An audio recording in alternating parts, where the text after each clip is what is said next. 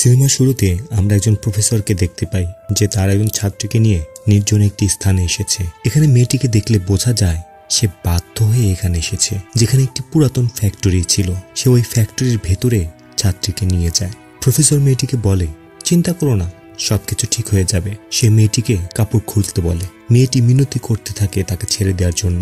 ঠিক তখনই বাইরে একটি শব্দ হয়। বাইরে আমরা ভীমা নামের এক ব্যক্তিকে দেখি, যে অনেকক্ষণ ধরে চুপি চুপি করে তাদের উপর নজর রাখছিল। বাইরে কেউ আছে কিনা এটা দেখার জন্য প্রফেসর যখনই বাইরের দিকে যাচ্ছিল, ঠিক তখনই ভীমা সেখানে চলে আসে। প্রফেসর ভীমাকে দেখে ভয় পেয়ে যায়। সে বাঁচার জন্য সেখানে থাকা একটি কাঠ দিয়ে ভীমার উপরে আঘাত করে, কিন্তু এতে ভীমার কিছুই হয় না। এরপর ভীমা প্রফেসরকে নির্মমভাবে মারতে থাকে আর মেয়েটিকে সেখান থেকে পালিয়ে যেতে বলে। এরপর ভীমা প্রফেসরকে টানতে টানতে নিয়ে যায় আরেকটি নির্জন স্থানে। পাথর দিয়ে তাকে বারবার আঘাত করতে থাকে আর তার পা টেনে তার রক ছিঁড়ে ফেলে, যার ফলে প্রফেসর সেখানেই মারা যায়। পরের দিন আমরা ভীমাকে একটি মন্দিরে দেখতে পাই, যেখানে সে পূজা করছিল। এরপরেই আমরা অরু নামের একজন ইউটিউবারকে দেখতে পাই। সে বিভিন্ন ধরনের ক্রাইম সলভ করত। একজন ইন্সপেক্টর তার একটি কেস সলভ করার জন্য অরুকে ডেকে আনে। ক্রাইম স্পটে পৌঁছানোর কিছুক্ষণের মধ্যেই অরু কেসটি সলভ করে দেয়। এটা দেখে ইন্সপেক্টর খুবই মুগ্ধ হয়ে যায় এবং অরুকে ধন্যবাদ জানায়। এখানে আমরা বুঝতে পারি অরু অনেক চৌকস একজন মানুষ। অন্যদিকে ভীমা যখন মন্দিরে ছিল, তখন সেখানে একজন মহিলা তার মেয়েকে নিয়ে আসে মন্দিরে। সে মন্দিরে এক পূজারীকে বলে, আজকে অমাবস্যার রাত, তাই আজকের রাতে আপনি আমার বাসায় রাতের খাবার খাবেন। এটা দেখে ভীমা তাকে জিজ্ঞাসা করে যে সে ভীমাকে কেন নিমন্ত্রণ করছে না। তখন মহিলাটি জানায় সে প্রতি অমাবস্যার রাতে একজন পূজারীকে নিমন্ত্রণ করে আর পরবর্তী অমাবস্যায় অবশ্যই সে ভীমাকে দাওয়াত দেবে। আসলে ভীমা ইচ্ছা করেই এই মহিলার সাথে কথা বলতে এসেছিল। এখানে তার মাথার ভেতরে কিছু একটা প্ল্যান চলছিল। এদিকে অরু যখন ইউটিউবের জন্য ভিডিও তৈরি করছিল, তখন তার কাছে একটি কল আসে, যেখানে তার ভাই জানায় তার বড় মেয়ে মারা গেছে। এ কথা শুনে অরু দ্রুত বাড়ি ফিরতে থাকে। বাড়ি গিয়ে দেখে তার ভাতিজির নিথর দেহ বিছানায় পড়ে আছে। সে অনেক কষ্ট পায়, কেননা সে তার ভাতিজিকে খুবই ভালোবাসতো। এখানে ভাতিজি তার ঘরের ফ্যানের সাথে ফাঁসি দিয়েছে। এমন সময় সেখানে পুলিশ চলে আসে। পুলিশ তার পিতাকে জিজ্ঞাসা করে যে সে কাউকে সন্দেহ করছে কিনা, কিন্তু তার পিতা অর্থাৎ অরুর ভাই জানায় সে কাউকে সন্দেহ করতে পারছে না। হয়তো সে তার মেয়ের বিয়ে ঠিক করেছে, এই জন্যই তার মেয়ে আত্মহত্যা করেছে। রাতে আমরা ভীমাকে দেখি যে একটি অনুষ্ঠানে এসেছে। সেখানে নাগরাজন নামের একজন ব্যক্তি ভাষণ দিচ্ছিল। ভীমা তার পিয়ের কাছে গিয়ে বলে তার কাজের দরকার। পিয়ে ভীমাকে নিশ্চিত থাকতে বলে, কেননা সে তার মালিকের সাথে কথা বলে কোনো না কোনো কাজ জোগাড় করে দিবে। পরের দিন মেয়ের শেষকৃত্য শেষ করে অরুর ভাই অরুর কাছে আসে। সে তার মেয়ের ফোনটি লক খুলে দেওয়ার জন্য অরুকে অনুরোধ করে আর সে অরুকে ফোন দিয়ে চলে যায়। অরু তার সহকর্মীর সাহায্য নিয়ে ফোনটি আনলক করে ফেলে। আনলক করার পরে সে তার ভাতিজির হোয়াটসঅ্যাপ ওপেন করে। সে রামিয়ার ফোনে একটি ভয়েস রেকর্ড পায়, যেখানে একজন লোক রামিয়াকে ধমক দিয়ে বলছিল যদি রামিয়া তার কথা না শুনে তাহলে সে রামিয়ার সকল ভিডিও ইন্টারনেটে ছড়িয়ে দেবে। এই কল রেকর্ড শুনে অরু বুঝে যায় যে এটা কোনো আত্মহত্যা নয়, এটা ছিল মার্ডার।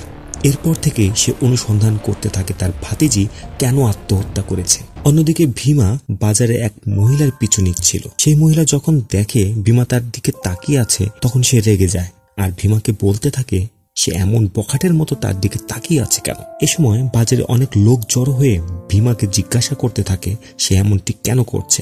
ভীমা তাদের সকলকে জানায় যে মহিলাটি তার পরিচিত মনে হয়েছিল, এজন্য সে তার কাছে এসেছিল কথা বলার জন্য। পরের দৃশ্যে আমরা দেখতে পারি অরু কমিশনারের কাছে গিয়ে ফোনে থাকা কল রেকর্ড সম্পর্কে সবকিছু খুলে বলে আর সে এই কেসটি ইনভেস্টিগেশন করার জন্য কমিশনারের কাছে অনুমতি চায়। কমিশনার তাকে অনুমতি দেয় আর কমিশনার অরুকে বলে তুমি অবশ্যই সাবধানে থাকবে, কেননা এই মানুষগুলো অনেক বিপজ্জনক হতে পারে। অরু কমিশনারকে আরো জানায় যে তার ভাতিজি দেহ ব্যবসার সাথে জড়িয়ে পড়েছিল। এরপর সে সেখান থেকে বেরিয়ে একজন লোকের সাথে দেখা করতে যায়, যে সর্বশেষ অনলাইনের মাধ্যমে তার ভাতিজিকে বুক করেছিল। প্রথম দিকে লোকটি স্বীকার করতে চাচ্ছিল না, কিন্তু অরু তাকে হুমকি দেয় যে সে যদি স্বীকার না করে তাহলে সকল ঘটনা তার স্ত্রীকে জানিয়ে দেবে। তখন লোকটি জানায় যে সে এই মেয়েকে বুক করেছিল, কিন্তু সে না আসায় লোকটি অন্য মেয়েকে বুক করে নেয়। লোকটি আরো জানায় এখানে এক বিশাল চক্র এইগুলো দেখাশোনা করে। তখন অরু তার কাছে এই চক্রটির নাম্বার চায়, যেন তার কাছে গিয়ে জিজ্ঞাসা করতে পারে। অন্যদিকে ভীমা নাগার্জুনের পিয়ের কাছে গিয়ে তার কাজের সম্পর্কে জিজ্ঞাসা করে। পিয়ে জানায় সে তার কাজের ব্যাপারে নাগার্জুনকে বলতে ভুলে গেছে। পরের বার যখন সে তার মালিকের কাছে যাবে তখন অবশ্যই ভীমার কাজের ব্যাপারে কথা বলবে। ততদিন পর্যন্ত ভীমাকে পিয়ের বাসায় কাজ করতে বলে। ভীমা যখন পিয়ের বাসায় ঘর পরিষ্কার করছিল তখন সে দেখে পিয়ের মেয়ে কিছু একটার জন্য ভয় পাচ্ছে। দেখে মনে হচ্ছে কেউ একজন তাকে ভয় দেখাচ্ছে। ভীমা পিয়ের কাছে গিয়ে সকল ঘটনা খুলে বলে। পিয়ে তার মেয়ের কাছে জিজ্ঞাসা করে যে কি হয়েছে। তখন মেয়েটি জানায় তাদের অফিসের একটি ছেলে আছে যে সব সময় তাকে বিরক্ত করে, আর সে তার মেয়ের একটি ভিডিও তৈরি করে রেখেছে যেটার মাধ্যমে সে তাকে ব্ল্যাকমেল করছে। এ কথা শুনে পিয়ে তার মেয়েকে চট মারতেই যাবে, ঠিক তখনই ভীমা তাকে ধরে ফেলে আর বলতে থাকে এতে আপনার মেয়ের কোনো দোষ নেই, আর যদি এই বিপদ থেকে বেরোতে চান তাহলে আমার কাছে একটি প্ল্যান আছে। এতক্ষণে অরু তার সহকর্মী ও একজন ইন্সপেক্টরকে নিয়ে একটি দোকানের সামনে আসে যেখান থেকে দেহ ব্যবসার পুরো র্যাকেট নিয়ন্ত্রণ করা হতো। অরু তার সহকর্মীর শরীরে একটি মাইক লাগিয়ে সে দোকানের ভেতরে পাঠিয়ে দেয়। দোকানের ভিতরে একজন শাড়ি বিক্রেতা ছিল। সে তাকে বলে তার কাছে অনেক ধরনের মেয়ে আছে। সে অরুর সহকর্মীকে ভেতরে নিয়ে যায় যেখানে অনেক মেয়েরা কাজ করছিল। সে এই মেয়েদের মধ্যে একজনকে পছন্দ করতে বলে। অরুর সহকর্মী একজন মেয়েকে পছন্দ করলে তাদের দুজনকে রুমের ভেতরে পাঠিয়ে দেওয়া হয়। এখানে সে প্রমাণের জন্য সকল কিছু ভিডিও করে রাখে। এরপর অরু ও ইন্সপেক্টর দোকানের ভিতরে গিয়ে রেড দেয় যেখানে তারা দালাল ও সকল মেয়েদের অ্যারেস্ট করে। এদিকে পিয়ের মেয়েকে বিরক্ত করার ছেলেকে ফোন করে একটি জায়গায় ডেকে নিয়ে আসা হয়। ছেলেটা আসার সাথে সাথে ভীমা ও পিয়ে তাকে উত্তম মাধ্যম মার দেয়। ভীমা তাকে বলে সে যেন মেয়েটিকে আর বিরক্ত না করে, যদি করে তাহলে তার অবস্থা এর থেকেও আরো করুণ হবে। ছেলেটি ভয়ে ভয়ে সবার কাছে ক্ষমা চাইতে থাকে আর বলতে থাকে আমি ভিডিওটি ডিলিট করে দেব। এরপর পিয়ে ভীমার কাছে হাত জোর করে ধন্যবাদ জানিয়ে বলতে থাকে আজকে তোমার জন্য আমার মেয়ে বেঁচে গেল, আমি অবশ্যই তোমার কাজের জন্য মালিকের সাথে কথা বলবো। ওদিকে অরু ধরে নিয়ে আসা মেয়েদেরকে জিজ্ঞাসাবাদ করে। মেয়েরা তাকে বলে তারা ইচ্ছাকৃতভাবেই এই ব্যবসা করে, কেননা তাদের আর্থিক অবস্থা খুবই খারাপ। এরপর অরু সেই দালালকে জিজ্ঞাসাবাদ করে। দালাল জানায় সে তার ভাতিজিকে খুব ভালোভাবে চিনত। এরপর অরু দালালকে সেই অডিও রেকর্ডটি শোনায়। ভয়েস রেকর্ড শুনে দালাল বলে এই কণ্ঠটি সে আগে কখনোই শোনেনি। এখানে সে শ্বেতা নামের একজন মেয়ের ঠিকানা দেয় যে তার ভাতিজিকে এই ধান্দায় নিয়ে এসেছে, কিন্তু সেই মেয়েকে ডাকলে সে আসবে না, সে তখনই আসবে যদি তাকে বুক করা হয়। এটা শুনে অরু তাকে বুক করে আর তার সাথে দেখা করার জন্য বেরিয়ে পড়ে। পরের দৃশ্যে আমরা দেখতে পারি ভীমা বাজারে যে মেয়েকে ফলো করছিল এখন সে সেই মেয়ের বাড়ির সামনে চলে এসেছে। মহিলাটি ভীমাকে দেখে তাকে সেখান থেকে চলে যেতে বলে। ভীমা তখন তাকে বলে তার কাছে অনেক টাকা আছে আর সময় কাটানোর জন্য তার একটি মেয়ে প্রয়োজন। এ কথা শুনে মহিলা তাকে দূর দূর করে তাড়িয়ে দিতে থাকে আর বলতে থাকে এসব কাজ আমি করি না। কিন্তু ভীমা ভালোভাবেই জানতো যে সে মহিলা হোস্টেল দেখাশোনা করে আর তার সহযোগিতাতেই মেয়েদেরকে এই ব্যবসায় জোর করে আনা হয়, আর এই জন্যই ভীমা তার পিছু নিয়েছে। রাতে ভীমা যখন মন্দিরে বসেছিল তখন সেই মহিলা মন্দিরে এসে এবার ভীমাকে রাতের খাবারের জন্য দাওয়াত দেয়, কারণ আজকে পূর্ণিমা রাত। এতক্ষণে অরু সেই মেয়ের সাথে দেখা করতে পৌঁছে গেছে। মেয়েটি তাকে সকল ঘটনা বলে দেয়। সে বলে রামিয়া ফটোকপি করার জন্য একটি দোকানে প্রায় যেত যেখানে একটি ছেলে কাজ করত আর তার সাথে রামিয়ার বন্ধুত্ব হয়। একদিন ছেলেটি রামিয়াকে অনুরোধ করে অনলাইনে রামিয়ার ভিডিও দেখিয়ে টাকা উপার্জন করার জন্য, আর টাকা উপার্জন হয়ে গেলে তারা বিয়ে করে নেবে। কিন্তু রামিয়া এসব করতে রাজি হয় না। অনেক অনুরোধ করে ছেলেটি রামিয়াকে রাজি করিয়ে ফেলে। এরপর রামিয়াকে মাস্ক পরিয়ে ছেলেটি ভিডিও করে, সেটি সে অনলাইনে ছেড়ে দেয়। আর তারপর থেকেই রামিয়ার বুকিং শুরু হয়। যেহেতু রামিয়া বিয়ে ঠিক হয়ে গিয়েছিল তাই সে এসব কিছু আর করতে চাচ্ছিল না, কিন্তু তারা রামিয়াকে ব্ল্যাকমেল করছিল। যদি রামিয়া তাদের কথা না শুনে তাহলে ভিডিওটি ভাইরাল করে দেবে। এজন্যই হয়তো রামিয়া কোনো উপায় না পেয়ে আত্মহত্যা করেছে। এরপর অরু মেয়েটিকে সেই ভয়েস রেকর্ডটি শোনায়। মেয়েটি ভয়েস রেকর্ড শুনে চিনে ফেলে যে এই কণ্ঠটি কার। সে বলে এই লোকটির নাম হলো কুরবিলা আর সে এখানকার সবচেয়ে বড় দালাল। সেই মেয়েদের বিভিন্নভাবে ব্ল্যাকমেল করে এই ধান্দায় নিয়ে আসে। মেয়েদের কমিশনের সকল টাকা তো এর কাছেই যায়। পরের দৃশ্যে আমরা দেখি ভীমা সেই মহিলার বাসায় খাবার খাচ্ছিল। তখন সেই মহিলার স্বামী বাড়িতে আসে, যে পেশায় একজন নাইট গার্ড। সে ভীমাকে দেখে তার স্ত্রীকে বলতে থাকে তুমি এসব নাটক কবে বন্ধ করবে। তার স্ত্রী তাকে বলে দরিদ্রদের খাবার খাওয়ানো অনেক পুণ্যের কাজ। এরপর চৌকিদার ভীমাকে জিজ্ঞাসা করে তুমি কোথা থেকে এসেছো।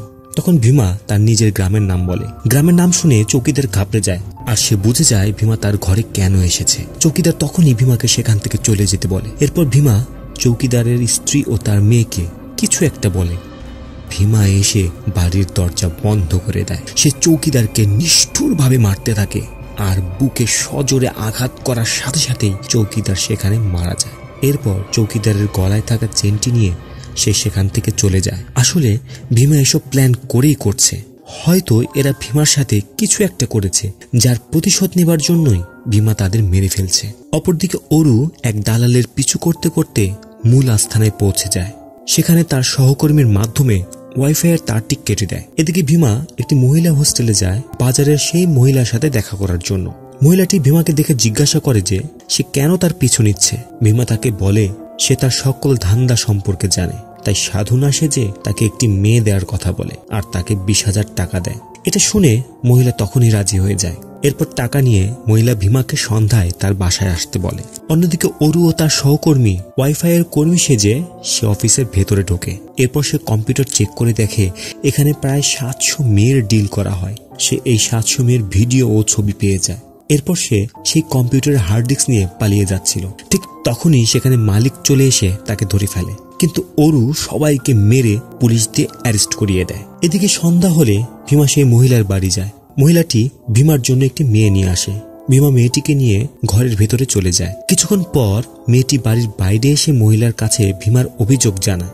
তাই মহিলাটি বাড়ির ভেতরে যায়। মহিলাটি ভীমার কাছে গেলে ভীমা তাকে বলে, তুমি ওই মেয়েটিকে এখান থেকে চলে যেতে বলো, আর তার পরিবর্তে তুমি আমার সাথে আসো। কিছুক্ষণ পরে আমরা দেখি ভীমা বাড়ির বাইরে এসে মেয়েটির সাথে দেখা করে আর তাকে বলে সে যেন এই বিষয়ে কাউকেই কোনো কিছু না বলে, আর মেয়েটিকে এসব বাদ দিয়ে পড়ালেখায় মনোযোগ দিতে বলে। এরপর ভীমা পুনরায় বাড়ির ভিতরে ঢুকে যায়, যেখানে সে মহিলাটিকে উল্টো করে বেঁধে ঝুলিয়ে রেখেছে। মহিলাটি ভীমাকে জিজ্ঞাসা করে, তুমি কে আর তুমি এসব কেন করছো? তখন ভীমা তাকে বলে, তোমার পাপের কলস পূর্ণ হয়ে গেছে। এরপর সে একটি ছুরি বের করে মহিলাটির গলা ধীরে ধীরে কাটতে থাকে।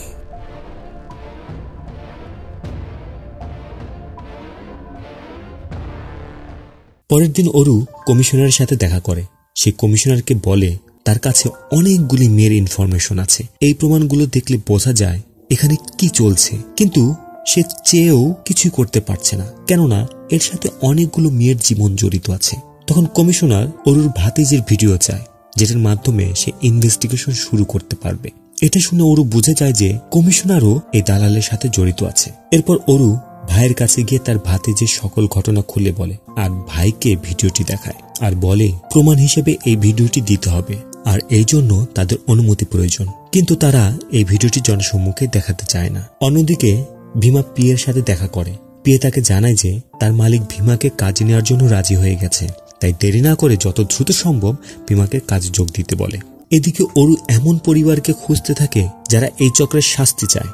সে দেখে এই 700 মেয়ের মধ্যে একজন মেয়ে আছে যে তার ভাতিজির মতোই আত্মহত্যা করেছে, যেখানে সেই মেয়ের পিতার ছবিও ছিল। সে আর কেউ নয়, সে হলো ভীমা। এখন আমরা স্পষ্টভাবে বুঝতে পারছি যে ভীমা কেন এই সকল লোকদের মেরে ফেলছিল। পরের দিন অরু ভীমার গ্রামে পৌঁছায়, যেখানে সে একটি ছেলের সাথে সাক্ষাৎ করে। ছেলেটি অরুকে জানায় যে ভীমা তো অনেক আগেই বাড়ি ছেড়ে চলে গেছে, সে এখন মন্দিরে থাকে, কিন্তু তার পিতা এখানেই আছে, আপনি চাইলে তার সাথে কথা বলতে পারেন। অরু ভীমার পিতার সাথে দেখা হলে বলে, আপনার নাতনির সাথে যা ঘটেছিল আমার ভাতিজির সাথেও ঠিক এমন ঘটনাই ঘটেছে, আর এ ঘটনা যেন আর কারোর সাথে না ঘটে এজন্য আমার কিছু ইনফরমেশন দরকার। এটা শুনে দাদা তাকে সকল ঘটনা খুলে বলার জন্য রাজি হয়। সে বলে ভীমা ও তার নাতনি এখানে খুব ভালোভাবেই থাকতো, আর ভীমা একজন অভিনেতা যে গ্রামে ভীমের চরিত্রে অভিনয় করত। ভীমার মেয়ে ইন্টারমিডিয়েটে খুব ভালো নাম্বার পেয়ে পাশ করেছিল। পাশ করার পর থেকেই ভীমা তার মেয়ের বিয়ের কথাবার্তা বলছিল, কিন্তু তার মেয়ের আরো বেশি পড়াশোনা করার ইচ্ছা ছিল।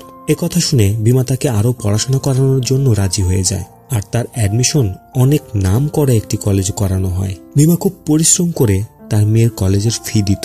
একদিন নাতনির সাথে একটি ছেলে দেখা করতে আসে যে তার বন্ধু ছিল। ভীমা তাদের ঘনিষ্ঠ বন্ধুত্ব লক্ষ্য করে। এজন্য ছেলেটি যাবার পর ভীমা তার মেয়েকে সতর্ক করে যেন সে কোনো ভুল কাজ না করে। তখন নাতনি বলেছিল যে সে ভীমার মেয়ে আর সে কখনোই ভুল পথে যাবে না।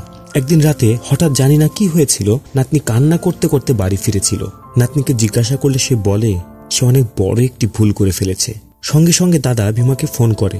ভীমা এসে তার মেয়েকে জিজ্ঞাসা করলে মেয়ে ভীমাকে সকল ঘটনা খুলে বলে। তার বেস্ট ফ্রেন্ডের জন্মদিনের দিন তার অনেকটা ক্লোজ হয়েছিল, আর যেটা সেই হোস্টেলের গার্ড চুপ করে ভিডিও করে ফেলেছে। আর গার্ড ভিডিও দেখিয়ে ব্ল্যাকমেল করে ভীমার মেয়ের কাছে তার গলায় থাকা চেনটি চায়, আর যদি সেটা না দেয় তাহলে এই ভিডিও হোস্টেলের বড় কর্মকর্তাদের কাছে দিয়ে দেবে। এরপর সে জোর করে ভীমার মেয়ের গলা থেকে চেনটি ছিনিয়ে নেয়, কিন্তু তারপরেও সেই বদমাইশ গার্ড দায়িত্বে থাকা সেই মহিলাটাকে দেখায়। এরপর সেই মহিলাও তার নাতনিকে ব্ল্যাকমেল করতে থাকে, আর সেই মহিলার মাধ্যমে একজন প্রফেসর এসে তার নাতনিকে বিরক্ত করতে থাকে।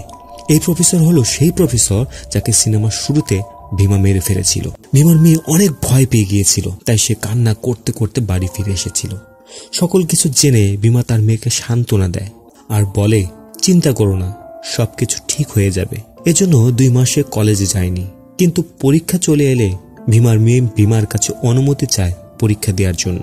এতে ভীমা রাজি হয়ে যায়, আর হলের টিকিট নেওয়ার জন্য ভীমা তার মেয়ের সাথে কলেজে যেতে চায়। হলের টিকিট নিয়ে আসার পরে ভীমার মেয়ে বিষ খেয়ে আত্মহত্যা করে, যেটা দেখে ভীমা অনেক কষ্ট পায়। আর এটা তার মেয়ে কেন করলো সেটা ভীমা কোনোভাবেই বুঝতে পারছিল না।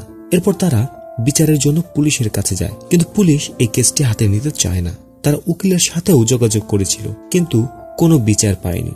এই সকল ঘটনা শুনে অরু কেঁদে ফেলে, আর দাদাকে সঠিক বিচারের আশ্বাস দিয়ে সেখান থেকে চলে যায়। অপরদিকে আমরা ভীমাকে দেখি যে নাগরাজনের বাসায় সে এখন মালির কাজ করে। পরের দিন অরু ভীমার উকিলের কাছে যায় আর তাকে জিজ্ঞাসা করে এই কেসে কি সমস্যা হয়েছিল, যার কারণে কেসটি বন্ধ হয়েছিল। উকিল বলে যে আসামি ছিল সে তো মারা গেছে। এটা শুনে অরুর চোখ কপালে উঠে যায়, আর সে ভাবতে থাকে আসামি মারা গেল কিভাবে। আরো কিছু জানার জন্য অরু ইন্সপেক্টরের কাছে যায়। ইন্সপেক্টর আসামি 3 জনের ছবি দেখে জানায় এই 3 জনকে বিভিন্ন ভাবে মেরে ফেলা হয়েছে। মৃতদেহ দেখে মনে হচ্ছিল কোনো প্রতিশোধ নেওয়ার জন্য তাদেরকে মেরে ফেলা হয়েছে। এই বিষয়গুলো শুনে অরু বুঝে যায় যে এটা ভীমারই কাজ। সে ধারণা করে এরপর হয়তো ভীমা তার মেয়ের বন্ধুকে মেরে ফেলবে, তাই পরের দিন অরু ভীমার মেয়ের বন্ধুর সাথে দেখা করতে যায়। এখানে অরু সেই ছেলেটিকে সতর্ক করে দেয়। এখানে ছেলেটি জানায় যে সে ভীমার মেয়ের সাথে ভুল কোনো কিছু করেনি, আর সে জানতো না যে তার ছোট্ট একটি ভুলের জন্য ভীমার মেয়ের এত বড় বিপদ হয়ে যাবে। এমনকি মেয়েটি আত্মহত্যা করার আগে তার সাথে ঘটে যাওয়া সকল ঘটনাই এই ছেলের সাথে শেয়ার করেছিল। সে অরুকে জানায় হল টিকিট নেওয়ার জন্য যখন তারা কলেজে গিয়েছিল তখন ভীমার মেয়েকে জানানো হয় যে অতিরিক্ত ছুটি নেওয়ার কারণে তাকে হলের টিকিট দেওয়া হবে না, টিকিট নিতে হলে সুপারিশের প্রয়োজন। তাই তারা সুপারিশ নেওয়ার জন্য নাগারাজনের কাছে যায়, যে আসলে সেই কলেজের মালিক। এখানে নাগারাজন ভীমার মেয়েকে বলে যদি সে হল টিকিট চায় তাহলে তাকে নাগারাজনের সাথে ঘনিষ্ঠ সময় কাটাতে হবে, আর সেটা না করলে তার ভিডিও ভাইরাল করে দেওয়া হবে, যার ফলে সে কোথাও মুখ দেখানোর জায়গা পাবে না। এ কথা শুনে ভীমার মেয়ে বুঝে যায় যে এরা সকলেই এই ঘৃণ্য কাজের সাথে জড়িত, তাই ইচ্ছা না থাকা সত্ত্বেও তাকে নাগারাজনের সাথে ঘনিষ্ঠ সময় কাটাতে হয়। কিন্তু সে সময় সে বুদ্ধি করে নাগারাজনের ভিডিও করে রাখে, আর সে সেই ভিডিওটি তার বেস্ট ফ্রেন্ডকে দিয়ে দিয়েছিল, আর এই ঘটনার জন্যই সে বাড়ি ফিরে আত্মহত্যা করেছিল। এরপর সে ছেলেটির কাছ থেকে ভিডিওটি চাইলে ছেলেটি তাকে ভিডিওটি দিয়ে দেয়। ছেলেটি আরো জানায় যে এ সকল ঘটনার পরে সে অনেক সাহস করে ভীমার সাথে দেখা করেছিল, আর সে তার এই ভুলের জন্য তার কাছে ক্ষমা চেয়েছিল। এই ঘটনাগুলো জানার পর থেকেই ভীমা তার মেয়ের প্রতিশোধ নিচ্ছে, আর তার পরবর্তী শিকার হলো নাগারাজন। এরপর অরু চৌকিদারের স্ত্রীর কাছে গিয়ে জিজ্ঞাসা করে যে সে তার স্বামীকে কেন মারতে দিয়েছিল। তখন তার স্ত্রী অনুকে জানায় যে তার স্বামী অনেক বাজে মানুষ ছিল, তাই সে পুলিশকে না জানিয়ে ভীমার হাতেই তাকে তুলে দিয়েছে। পরের দিন অরু তার অফিসে ফিরে আসে, আর এই সকল বিষয় নিয়ে একটি ভিডিও তৈরি করে ভাইরাল করে দেয়, যেখানে সে নাগারাজনের সকল কার্যকলাপ ফাঁস করে দেয়। ভিডিওটি ভাইরাল হওয়ার কারণে কিছুক্ষণের মধ্যেই কলেজের সকল শিক্ষার্থী আন্দোলনে নেমে পড়ে। ইতিমধ্যে নাগারাজন অনেক বড় একগুলির সাথে কথা বলে তাকে বাঁচানোর জন্য, আর রিল্যাক্স হওয়ার জন্য সে তার ফার্ম হাউসে চলে যায়, যেখানে ভীমা ছিল। নাগারাজনকে দেখার সাথে সাথেই ভীমার ইচ্ছে করছিল তাকে এই মুহূর্তে মেরে ফেলতে, কিন্তু ভীমা সঠিক সময়ের অপেক্ষা করতে থাকে। পরের দিন কোর্টে অরু নিজেই তার কেসটি লড়ে, যেখানে নাগারাজনের উকিল বলে যে এই ভিডিওটি ফেক ভিডিও, এখানে নাগারাজনকে বদনাম করার জন্য এমন কাজ করা হয়েছে। কিন্তু অরু বলে তার কাছে আরো অনেক প্রমাণ রয়েছে, কিন্তু সেগুলো সে জনসম্মুখে দেখাতে পারবে না, কেননা এতে অনেক মেয়ের জীবন ধ্বংস হয়ে যেতে পারে। এ কথা শুনে বিচারক অরুকে 1 মাসের সময় দেয় যেন সে প্রমাণ সংগ্রহ করতে পারে, আর অরু কোর্টের সিদ্ধান্ত মেনে নেয়, কারণ সে জানে কিছু দিনের মধ্যেই নাগারাজন মরতে চলেছে। পরের দিন সুযোগ বুঝে ভীমা নাগারাজনকে মারতে যাচ্ছিল, কিন্তু নাগার্জুনের লোক তাকে বাধা দিলে ভীমা এক এক করে সবাইকে মারতে থাকে। এমন সময় একজন পেছন থেকে সে ভীমার পিঠে ছুরি ঢুকিয়ে দেয়, কিন্তু ভীমা তারপরেও সকলকে মেরে আহত করে দেয়। এরপর সে ঘরে ঢোকে নাগার্জুনকে মারার জন্য। ঘরে ঢুকে দেখে নাগার্জুন বাথরুমের ভিতরে পালিয়ে আছে। নাগার্জুন ভীমাকে আসতে দেখে বুঝে যায় তার বাঁচার আর কোনো পথই নেই। সে ভীমার কাছে হাত জোর করে মিনতি করতে থাকে যেন তাকে ছেড়ে দেয়া হয়। তখন ভীমা বলে তার মেয়েও তার কাছে সাহায্যের জন্য এসেছিল, কিন্তু সে তাকে সাহায্য না করে বরং তার মেয়েকে আরো বিপদে ফেলেছে। একথা বলতে বলতে ভীমা নাগার্জুনকে এই দুনিয়া থেকে বিদায় করে দেয়। সকল প্রতিশোধ নেয়ার পরে ভীমা তার গ্রামে ফিরে আসে। এতদিনে তার মেয়ের মৃত্যুর 1 বছর পার হয়ে গেছে, আর তাই তার দাদা বাড়িতে পুজোর আয়োজন করেছে। আর পুজোতে ভীমা তার মেয়ের চেনটি সেখানে রাখে, যেটা দেখে তার দাদা বুঝে যায় ভীমা সকল প্রতিশোধ নিয়ে বাড়ি ফিরেছে। ভীমা বাইরে এলে দেখে অরু তার সাথে দেখা করতে এসেছে। এখানে অরু ভীমাকে বলে, আমি একজন ইউটিউবার, আর আপনাদের সাথে কি ঘটেছে তা সকল কিছুই আমি জানি। আপনি কি অডিয়েন্সের উদ্দেশ্যে এ বিষয় নিয়ে কিছু বলতে চান? তখন ভীমা পাশের কিছু বাচ্চাদের দেখিয়ে বলে, আজকাল বাচ্চা থেকে বৃদ্ধ সকলেই মোবাইল আর ইন্টারনেটে আসক্ত হয়ে পড়েছে। কোনটা ভালো কোনটা খারাপ এটাও তারা বুঝতে পারছে না। তাই সবার উদ্দেশ্যে আমার একটাই রিকোয়েস্ট, আপনারা আপনাদের সন্তানদের উপরে নজর রাখবেন, খেয়াল রাখবেন তারা কি করছে না করছে, মোবাইল আর ইন্টারনেটের কিরকম ব্যবহার করছে, কারণ আজকাল বেশিরভাগ ক্রাইম এজন্য হয়ে থাকে। এমন একটি সুন্দর মেসেজের মাধ্যমে সিনেমাটি এখানেই শেষ হয়ে যায়।